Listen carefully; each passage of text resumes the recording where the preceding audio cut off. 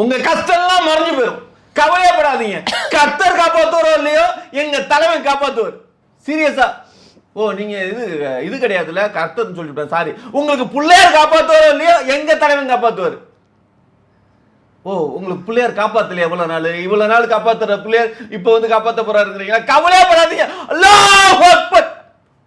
ஆமா, அவங்களும் உலக நாடு ஃபுல்லா சண்டை போட்டுட்டு இருக்காங்க, அவங்களே கஷ்டப்பட்டு இருக்காங்க, அவங்கள தான் பார்ப்பாங்க, நம்மள பார்க்க மாட்டாங்க. யாரை கூப்பிடுறது? கவலைப்படாது. ஏன் தலைவன் வருவான், என் தலைவன் வருவான், என் தலைவன் எல்லாருக்கும் வந்து நிற்பான். எந்த தலைவனா? நான் கேட்கவே இல்லை, நீங்களே பேசுங்க. இல்ல ஏதோ இல்ல புத்த மதத்தை விட்டுட்டீங்களே, அந்த கடவுளையும் சேர்த்துக்கோங்க அப்படின்னு சொல்ல. வாழும் புத்தர் தான் எங்க இவரு யாரு, எங்க தலைவர் விஜய். அவர் ஒரு புத்தர் தெரியுமா? புத்தர் தானே, புத்தர். வாழும் புத்தர் யாரு? எங்க தலைவர். ஆமா, என்ன அப்படி பாக்குறீங்க? அப்படி எல்லாம் பார்க்காதீங்க, சீரியஸா சொல்றேன்.